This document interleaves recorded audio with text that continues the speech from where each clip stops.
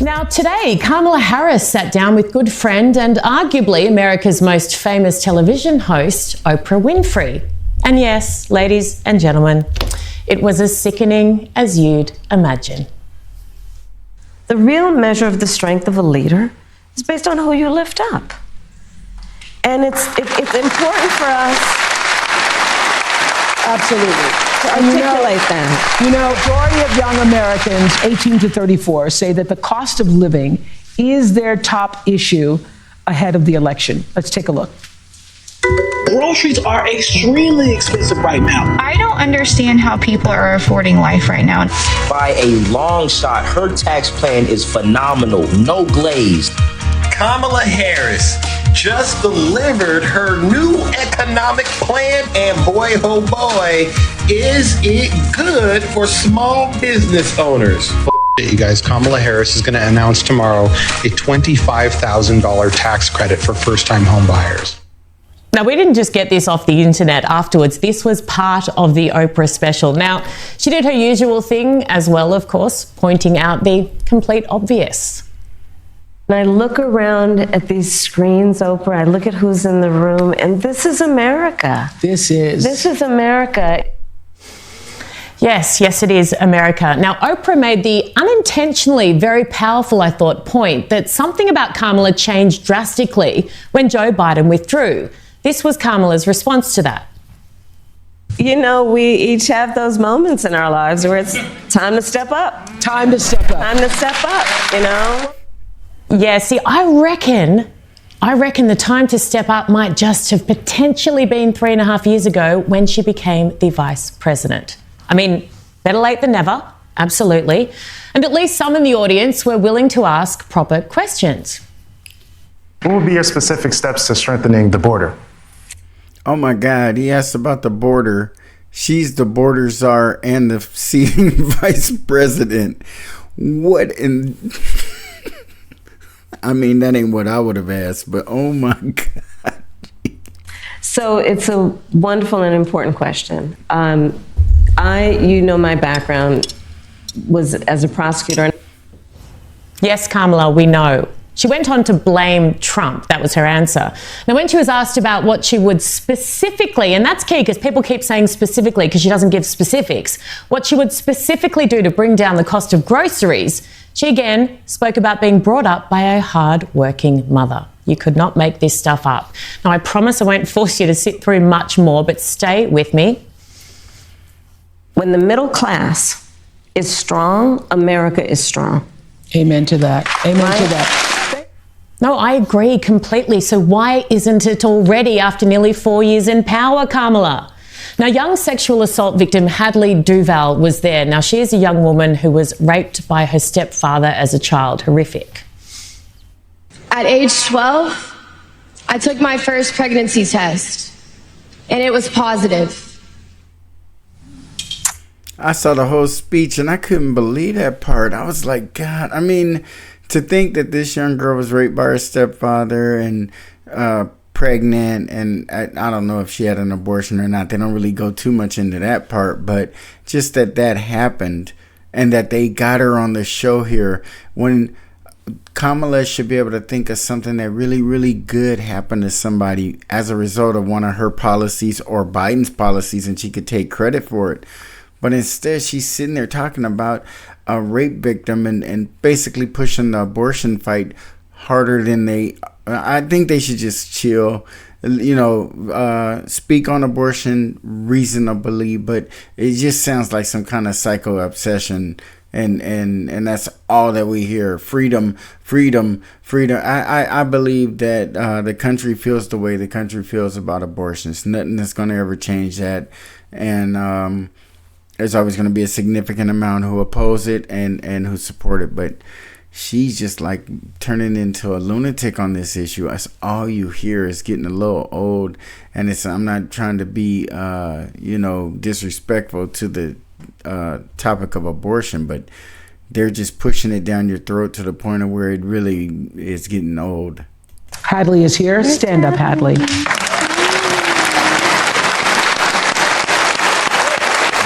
Why?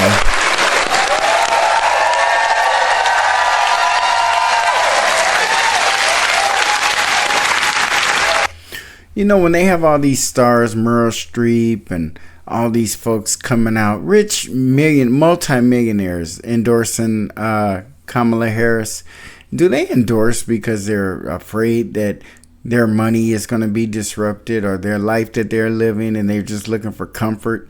Is that what it is? Because I'm like, what in the hell even lines up with what she's saying and the life they live? It would obviously seem that celebrities and ultra-rich folks would be Republicans because that's the lifestyle they live, and those are the benefits of the policies that they enjoy. So I don't know.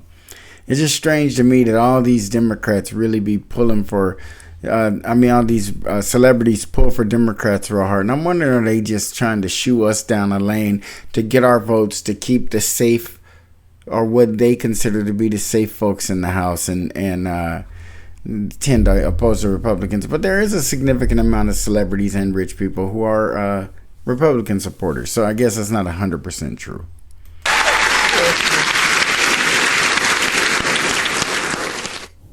Now, she is incredibly brave and strong. Absolutely. And as you could just see, Hollywood superstars shed tears, Meryl Streep, Julia Roberts. It was highly emotional.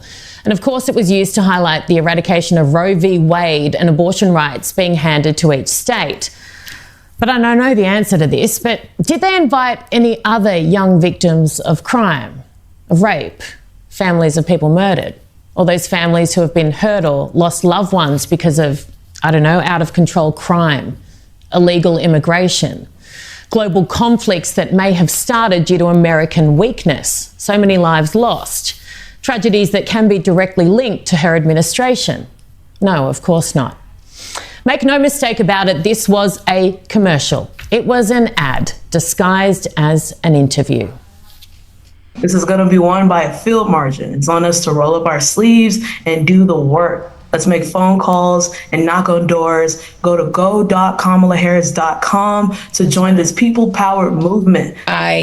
They get people pumped up, sounding, fired up, enthusiastic, but for what?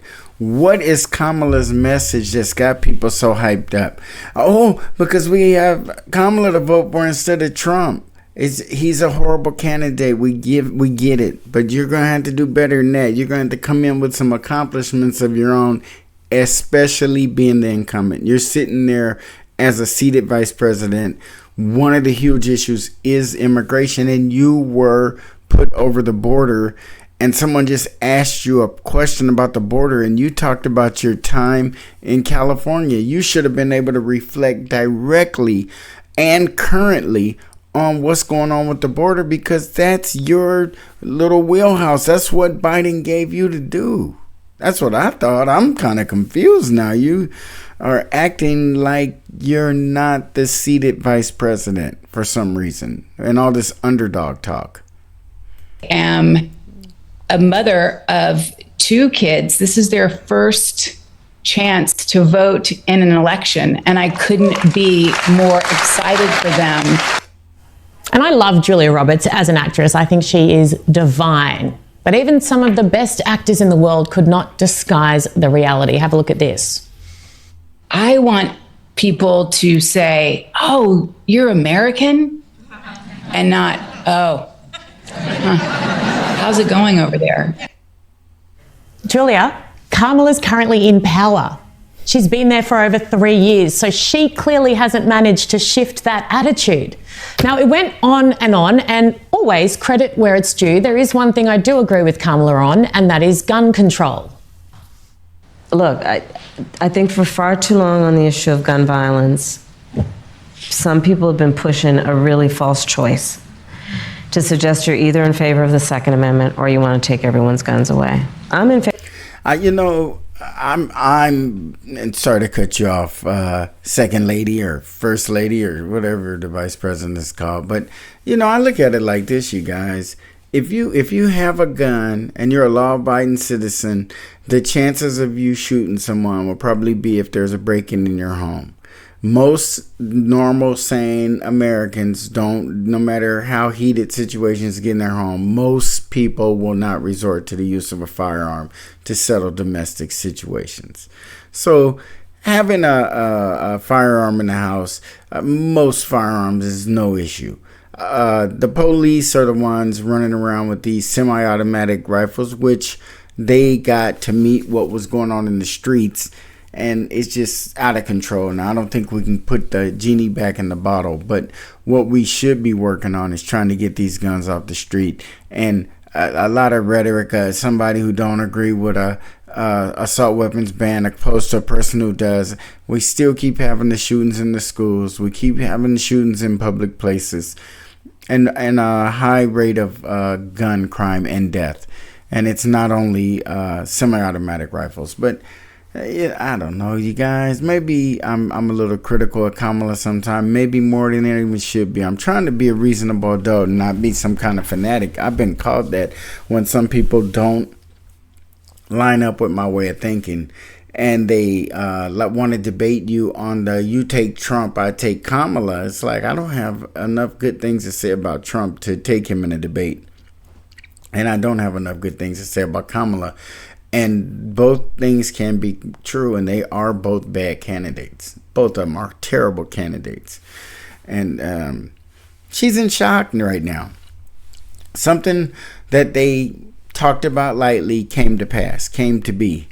And she probably didn't think that it would happen this way, and the way it did, or maybe it was more planned than I think. But you think she would have been more prepared. But even if it wasn't prepared, you are the vice president. You need to get up every morning and do some jumping jacks and realize that you can be put in that seat any day at any moment, and especially when you're the vice president to an elderly man like Joe Biden. In favor of the Second Amendment, and I'm in favor of assault weapons bans, universal background checks, red flag laws. Yeah, I'm for all of that as well.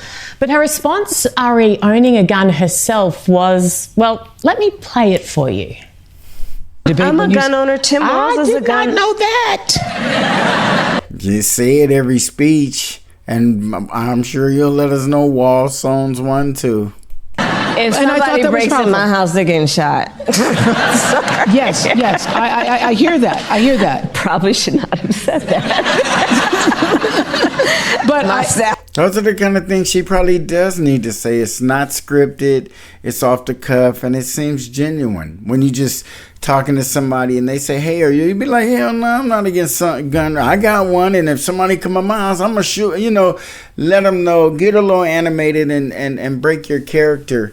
And like you're doing there, and that seems genuine. It's not nothing really great to be talking about, but just in general, your demeanor is like a nervous, very nervous person, and you don't look like you want to be in interviews, and it's obvious.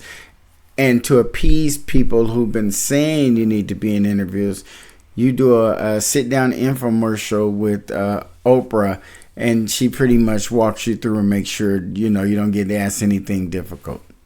And even when you still didn't answer this easy question. So I don't know. We'll deal with that later. Yeah. It's probably the most honest, real and raw she's been. If somebody breaks into my house, they're getting shot. Now, just imagine that it was Donald Trump sitting there and saying those exact words. Imagine what her response and the rest of the Democrats' response would have been to a line like that. Just imagine. Now, let me leave you with this super powerful exchange. As we have 47 days until November 5th, what's on your heart? Freedom to be who you are and just be, to love who you love openly and with pride. Freedom to just be.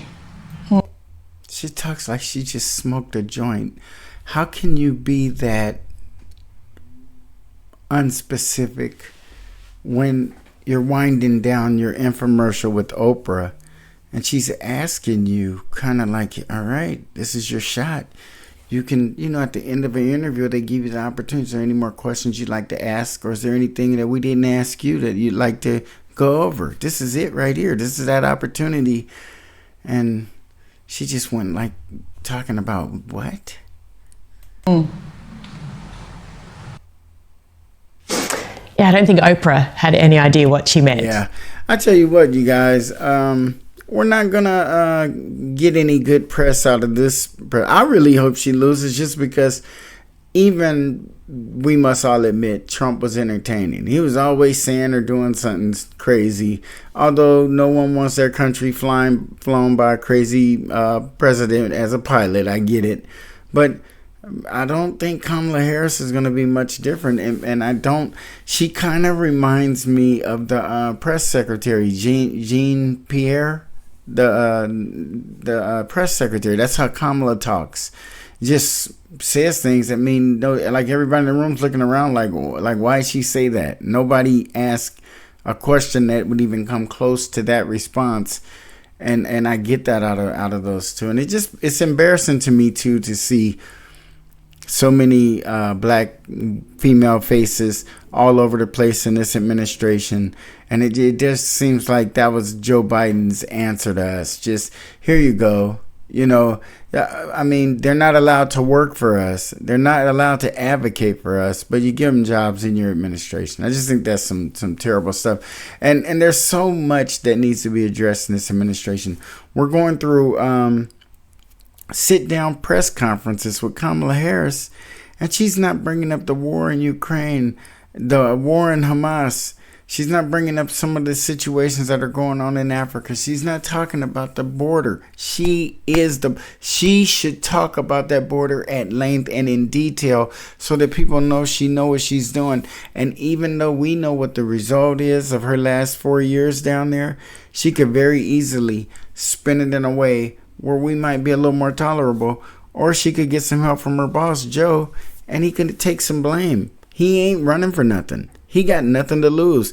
He really could take the bad parts and put it on himself and say, you know, Kamala was down there doing her study and our policy was to do this. I just needed her input on this small part. He hasn't bailed her out in that way, where you have to take that terrible border off of her, where you can take the economy and everything. People say, well, you're a part of that administration.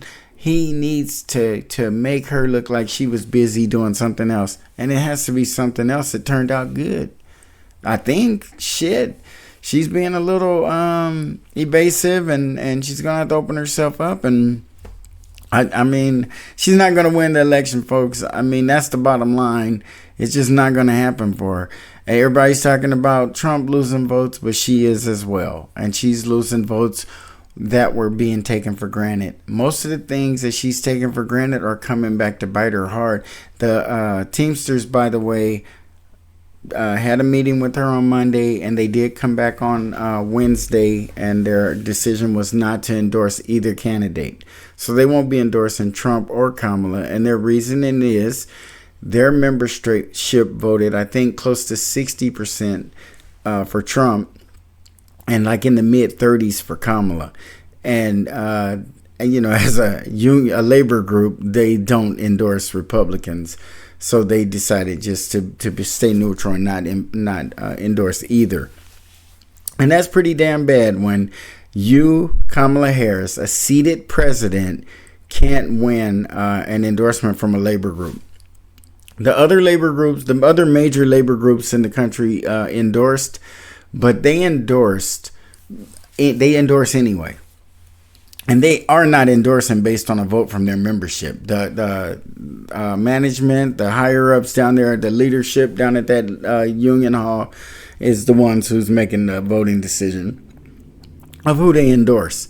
And if the membership had anything to do with it, I've been seeing a terrible trend of labor going for Republicans and supporting Republicans. And, you know, saying things like their economy, their 401ks, you know, prices in the store. And those are the kind of things you expect working class and union workers to come out and say in support of Democrats. But it's not going that way. Kamala's going to be harmed on too many major issues to win. I mean, if Trump was a little more strategic, he'd probably be able to expose her better. But he does get out there and say a lot. But sometimes you gotta, as a speaker, go in and out and not make everything the third alarm fire, but have a nice mellow speech and emphasize those points appropriately so that people can give them their just due, because it's a lot of she got a lot of stuff going on, and I think that he'll be just fine. And I don't know if he's going to be the best president we ever had, or any worse or any better than he was last time. But as a voter who is chained to the Democratic Party, and voting Republican wouldn't help me in any way, negotiating with the Democrats would, and that ain't going to happen. So I'm reserving my vote. I may not vote at all. I've been really going over it. Cornel West was my pick, is my pick, but I am reevaluating that as well. I don't know. I just think some black votes might just have to come up missing this time. So they let them scratch their head and get their pens out and figure it out, and maybe next time they can get those votes back into play. But if not, I don't know, man. It just don't look too promising for a lot of folks. And it's major issues in this country going on, and it's too many major issues for none of them to be talked about or being addressed, and that's what needs to happen. And folks, this was my 100th episode. I got through up to 100. I was really along the way thinking seriously as far as if this is something I wanted to do. I really enjoy it. I like talking to you guys and trying to get as much information out there as I can this election season, because it's going to continue beyond this election season, because the news is full of things that needs to be discussed and talked about with like-minded folks. And with that, folks, like, comment, share, and subscribe, and I'll see you on the next one. Bye-bye.